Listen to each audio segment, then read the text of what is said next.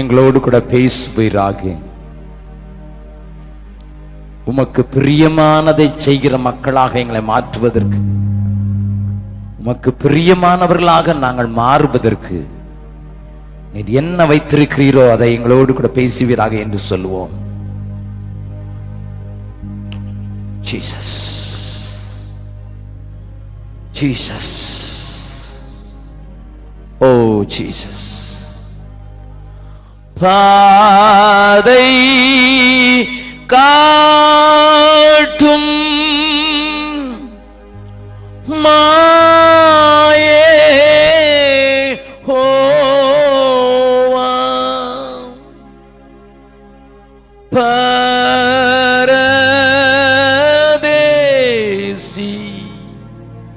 ஞான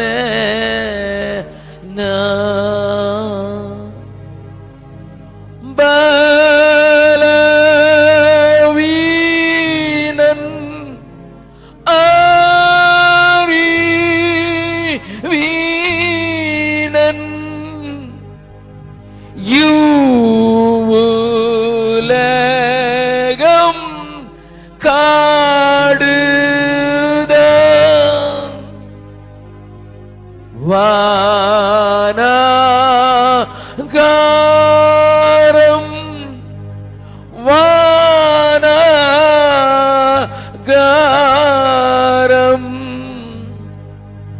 தந்து என்னை போஷியும்.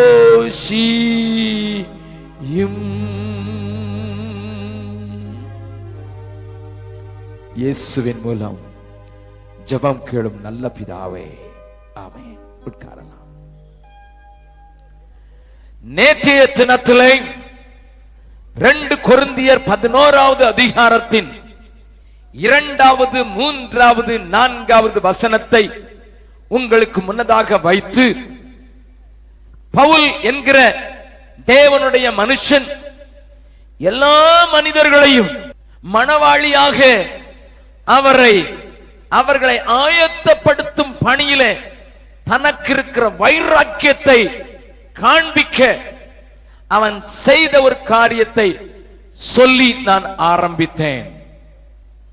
கெட்டு போய் பாவத்திலே வாழ்கிற மனிதர்களை, சீரழிந்து போய் பாவம் கொரூரமாக்கி இருக்கிற மனிதர்களை பிடித்து இழுத்து உருவாக்கி அவர்களை தேவகுமாரனுக்கு ஏற்ற மனைவியாக மாற்றுகிற அந்த வேலைக்கு ஊழியக்காரனாகிய அவர் எப்படி வைராக்கியம் கொண்டிருக்கிறார் என்பதை நான் உங்களுக்கு காண்பிக்கும் வண்ணமாக சில காரியங்களை சொல்லி, ஆனால் அதன் மத்தியிலே சாத்தானானவன் ஒரு காரியத்தை செய்து கிறிஸ்துவை விட்டு மனிதர்களை பிரிக்கும்படியாக வஞ்சிக்கிறவனாக, ஏவாளை வஞ்சித்தது போலவே வஞ்சிக்கிற காரியத்தையும் அவன் நினைவுபடுத்தினவனாக பயந்து நடுங்கினதையும் நான் உங்களுக்கு கொஞ்சம் காண்பித்தேன்.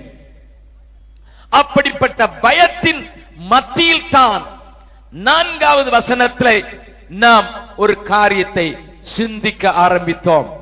மீண்டும் அந்த 4வது வசனத்தை வாசிக்கலாம். எப்படியெனில் உங்களிடத்தில் வருகிறவன் கன்னியாக, கற்புள்ள கன்னியாக கிறிஸ்துவுக்கு கொடுக்க வேண்டும் என்று வாஞ்சித்த அவர்களை எப்படியாக சாத்தான் கெடுத்து போடுவதற்கு முயற்சி செய்வதற்கு வழி உண்டு என்பதை விளக்கும் விதமாக, எப்படியெனில் உங்களிடத்தில் வருகிறவன் நாங்கள் பிரசங்கியாத வேறொரு இயேசுவை பிரசங்கித்தானானால், நாங்கள் பிரசங்கியாத வேறொரு இயேசு அல்லது நீங்கள் பெற்றிராத வேறொரு ஆவியையும், பெற்றிராத வேறொரு ஆவி, நீங்கள் ஏற்றுக்கொள்ளாத வேறொரு சுவிசேஷம், நீங்கள் ஏற்றுக்கொள்ளாத வேறொரு சுவிசேஷம், இவைகள் மனிதர்களை கிறிஸ்துவை பற்றிய உண்மையினின்று பிரிக்கிறதற்காக சாத்தான் என்கிற அந்த பழைய பாம்பு வஞ்சகமாக செயல்படுத்தக்கூடிய ஆயுதங்கள் என்று பவுல் சொன்னதை உங்களுக்கு நான் காண்பித்தேன். கவனிங்கள். சாத்தான் என்று சொன்னவுடனே நமக்குள்ள ஒரு வித்தியாசமான ஒரு படம் தான் இருக்கிறது. அல்ல, அவன் மிகவும் தந்திரமாய், மிகவும் வஞ்சகமாய் ஏவாளை கெடுத்து போட்டது போல, வஞ்சித்தது போல நம்மையும் வஞ்சிப்பதற்கு அவன் உபயோகப்படுத்துகிற 3 காரியத்தை பவுல் சொல்லுவதை நேற்றைய தினத்திலே நான் உங்களுக்கு காண்பிக்கும்படியாக ஆரம்பித்தேன். அப்படி ஆரம்பித்ததிலே வேறொரு கிறிஸ்து, வேறொரு ஆவி, வேறொரு சுவிசேஷம் என்கிற 3 காரியங்களை நான் காண்பிக்கும்படியாக ஆரம்பித்த போது, அந்த உண்மை கிறிஸ்துவை, உண்மையான பரிசுத்த ஆவியை, உண்மையான சுவிசேஷத்தை குறித்து நமக்கு தெளிவு இருக்குமானால், இந்த வேறொரு இயேசுவை, வேறொரு ஆவியை, வேறொரு சுவிசேஷத்தை எளிதாக அடையாளம் கண்டுபிடித்து விடலாம் என்று சொல்லி நான் சில உதாரணங்களையும் உங்களுக்கு காண்பித்து, ஆகையினால தெளிவான கிறிஸ்துவை பற்றிய உண்மையை உங்களுக்கு சொல்ல வேண்டும் என்று நேற்றைய தினத்தில் ஆரம்பித்து, அதே பவுல் சிலுவையில் அறையப்பட்ட கிறிஸ்துவை எப்படி பிரசங்கித்தார் என்பதையும் நான் உங்களுக்கு சொல்லி, இன்றைக்கு மனிதனுடைய முக்கிய தேவை, முதல் தேவை அவனுக்கு பாவத்திலிருந்து விடுதலையே என்பதை நான் கொஞ்சம் அழுத்தமாக பேசி, கிறிஸ்து அந்த பாவத்துக்கு முற்றுப்புள்ளியாக செய்து முடித்த காரியங்களை உங்களுக்கு விளங்க பண்ணின போது, கிட்டத்தட்ட அனைத்து பேருமே நாம் இந்த காரியத்துக்கு நம்மை ஒப்பு கொடுத்து நம்மை புதுப்பித்துக் கொண்டோம். கர்த்தர் மகிமைப்பட்டார். இன்றைக்கு நீங்கள் பெற்றிராத வேறொரு ஆவி என்று பவுல் சொல்லுகிற அந்த காரியத்திலே, அப்பொழுது நாம் பெற்றிருக்கிற அல்லது பெற்றுக்கொள்ள வாய்ப்பு இருக்கிற அந்த பரிசுத்த ஆவியின் தன்மைகளையும் அதனுடைய காரியங்களையும் கொஞ்சம் காண்பித்து கொடுத்தால், இன்றைக்கு நடக்கிற மற்ற காரியங்கள் எல்லாம் எந்த ஆவியினாலே உண்டானது என்று நீங்களே கண்டுபிடித்து விடுவீர்கள். If you want to understand the duplicate one, you must know what is original. Duplicate ஆக இருக்குதா இல்லையா என்பதை புரிந்து கொள்ள வேண்டுமா? இல்லை என்றால் ஒரிஜினல் சரியாக அதை புரிந்து கொண்டோம் என்றால் டூப்ளிகேட்டை எளிதாக நாம் புரிந்து கொள்ள முடியும் என்பதனால, அந்த ஆவியானவர் நமக்கு ஏன் தரப்படுகிறார், எப்படிப்பட்ட கிரியையை நடப்பிக்கிறார், அது நமக்கு தேவைதானா, அதைத்தான் நாம் பெற்றிருக்கிறோமா அல்லது வேற ஏதாவது ஆவியை பெற்றிருக்கிறோமா என்பதை நாம் காணும்படியாக உங்களோடு கூட சில காரியங்களை கொஞ்சம் வேதத்தின் அடிப்படையில் மனம் விட்டு பேச விரும்புகிறேன். வாஞ்சையோடு கூட வந்திருக்கிற உங்களிடத்தில் தேவன் கிரியை செய்வாராக. வேதம் நமக்கு சொல்லுகிறது, நாம் பெற்றிருக்கிற ஆவியை குறித்த சில தெரிந்த வசனங்கள், ஆனால் தெரியாத சில விளக்க உரைகளை நான் உங்களோடு கூட பகிர்ந்து கொள்ள விரும்புகிறேன். 2 தீமோத்தேயு நிருபம் 1வது அதிகாரத்தில் பவுல் தெளிவாக எழுதுகிற இன்னொரு காரியத்தை நான் உங்களுக்கு காண்பித்துக் கொடுக்க விரும்புகிறேன். தீமோத்தேயுவுக்கு எழுதின 2ஆம் நிருபம் 1வது அதிகாரம் 7வது வசனத்தை வாசிக்கலாம். தேவன் நமக்கு பயமுள்ள ஆவியை கொடாமல், தேவன் நமக்கு பயமுள்ள ஆவியை கொடாமல், பலமும் அன்பும் தெளிந்த புத்தியும் உள்ள ஆவியையே கொடுத்திருக்கிறார். தெளிந்த புத்தியுள்ள ஆவியையே கொடுத்திருக்கிறார். கரங்களை தட்டி ஆண்டவரை மகிமைப்படுத்தலாமா? அல்லேலூயா. நல்லா கவனிங்க, வேதம் தெளிவாக சொல்லுகிற ஒரு காரியம், இந்த உலகத்தை அண்ட சராசரங்களை உருவாக்கின ஆண்டவர், நீயும் நானும் அவரோடு கூட ஒரு பரிசுத்த உறவுல இருக்க வேண்டும் என்கிற நோக்கத்தோடு நமக்கு கொடுத்திருக்கிற எல்லா விதமான காரியங்களிலும் மேன்மையான ஒரு ஈவு என்று நான் இதை சொல்லுவேன். நமக்கு காற்றை கொடுத்திருக்கிறார், தண்ணீரை கொடுத்திருக்கிறார், பலவிதமான வசதிகளை கொடுத்திருக்கிறார், அழகான இயற்கையை தந்திருக்கிறார், உல்லாசமாக அலைந்து திரிவதற்கு நல்ல கடற்கரையை தந்திருக்கிறார். ஆண்டவர் எத்தனையோ காரியங்களை நம்முடைய வாழ்க்கைக்கு தந்திருந்தாலும் எல்லாவற்றுக்கும் மேலாக தேவன் நமக்கு கொடுக்க பழைய ஏற்பாட்டு காலத்திலே வாக்குத்தத்தம் பண்ணினது இதுதான், புதிய ஏற்பாட்டு காலத்திலே பொழிந்தருளினதும் இதுதான். அது என்ன? பயமுள்ள ஆவியை நமக்கு தராமல் அன்பும் தெளிந்த பலமும் தெளிந்த புத்தியுள்ள ஆவியையே தந்திருக்கிறார். நன்றாய் கவனிங்க. 2 வருடங்களுக்கு முன்னதாக சென்னையிலே ஒரு கூட்டத்திற்கு நான் போயிருந்த போது ஒரு ஹோட்டலிலே தங்க வைத்தார்கள். அப்பொழுது சென்னையிலே பயங்கர தண்ணீர் பஞ்சம். நன்றாய் கவனிங்க. பயங்கர தண்ணீர் பஞ்சம் என்றால் அந்த ஹோட்டலிலே நான் போய் கதவு திறந்து மூடின போது அங்கே எழுதப்பட்டிருந்தது, ஒவ்வொரு சொட்டு தண்ணீரையும் வீணாக்காதீர்கள். நான் பீகாரிலே இதை பெட்ரோல் பம்பில் தான் பார்த்திருக்கேன். ஒவ்வொரு சொட்டு ஆயிலும் இந்த எதிர்காலத்தை நிர்ணயிக்கும் என்று எழுதப்பட்டிருக்கிறது.